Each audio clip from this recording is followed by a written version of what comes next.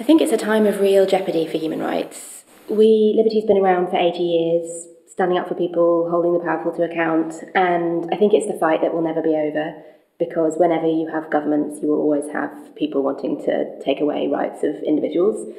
So in a way, that's old news, but at the moment, the changes in our political landscape are just so tectonic, and groups of people are being marginalised and demonised by politicians left, right and centre. It feels very much like things are more precarious, more divided than they've been in a really long time, and some very basic things that I think a lot of people take for granted and that we assume are safe and settled are actually really, really at risk.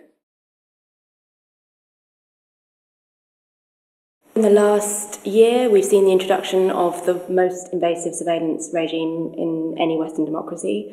So it's now the case that the government or police officers or people from HMRC or the Food Standards Agency can snoop through your Facebook page and your mobile phone. They can hack into your accounts.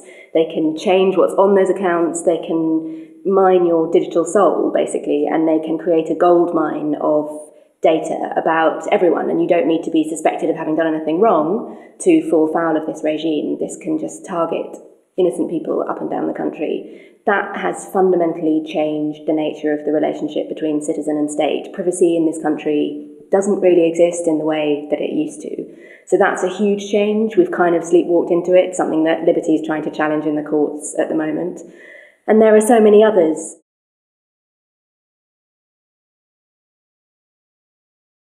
In the last 5 to 10 years, successive governments have legislated and introduced policies to really marginalise immigrant communities, for example. So this government has a hostile environment policy, which sounds like the kind of name I would give it to make it sound really bad, but that's actually the name that the government gives it.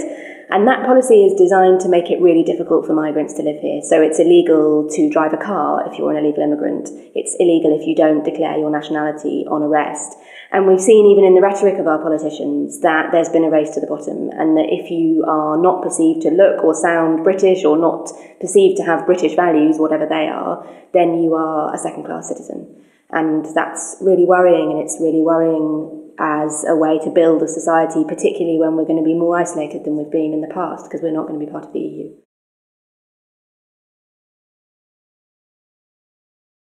The referendum debate certainly exposed something pretty ugly in our political culture. I think on both sides of the debate there was rhetoric and appeals to the politics of fear that were really disappointing. Those issues had been foreshadowed in previous political debates, of course. I mean, the mayoral debate in London was absolutely laced with really, really unpleasant racial and Islamophobic overtones. So it's not a new thing in our politics, but it felt like it was really unleashed in the referendum, and the spike in hate crime afterwards seemed to really show that that's exactly what had happened. It seemed to give people license to act on their worst prejudices because they'd been emboldened by what they'd seen from people at the very top.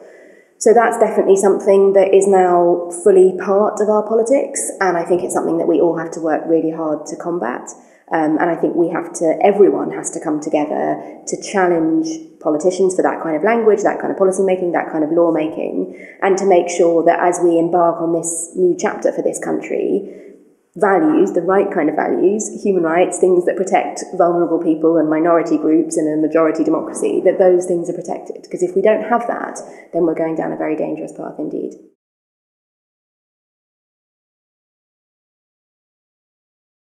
We have a real problem with racism in this country, and we have a real problem with xenophobia. And what we saw when hate crime rose after the referendum last year was not just that it rose against Black and ethnic minority groups or against Muslims, but also that it rose against LGBT people. It rose against the trans community. It rose against the Roma community. So there is a bubbling level of intolerance that is there in our communities.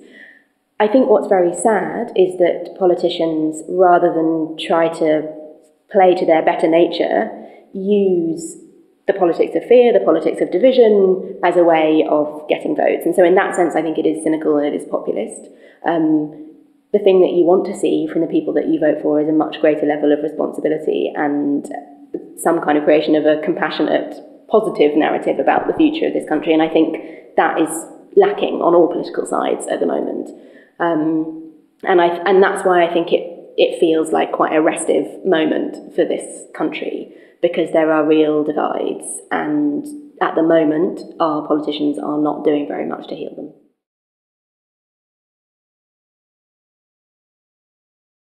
What we hope is that Brexit won't be used as an opportunity to diminish human rights protections, that there will be some vibrant opposition inside Westminster and outside of it, that there'll be real democratic scrutiny in the process, that our Human Rights Act will be kept safe, for example, again, because actually I think people, when you tell them what the Human Rights Act is and how it helps them, and we're in Liverpool, and this is where the Hillsborough families finally got justice last year, and it's people like them who can really explain and show why the Human Rights Act is really important.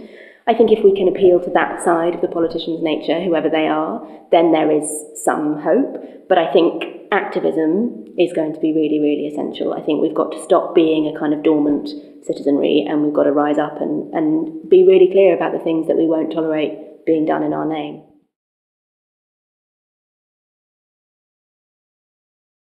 It's actually potentially a really empowering time for people, because we've had a referendum, now we're having a snap election. People are feeling more politically engaged probably than they have in a really long time. Social media gives people, particularly young people, the ability to have a voice. So actually if people want to organise, if people want to express themselves, whether that's with their friends or their families or their communities, or with people who they've never met or seen or live anywhere near, then that power is at their fingertips now. I think civil society is going to be really important. Liberty is a membership organisation. We have thousands and thousands of members. We really notice that the bigger that we are, the more influential we can be. And so we really hope that people will consider joining Liberty, but joining other organisations, coming together to agree on the things that are most important and then present a united front, because it makes a difference. In the end, politicians do care about votes. And so if you can really show that you're going to vote with your feet, if they do something in particular, then that's really powerful. And I hope that in the years to come, people will really start flexing those muscles.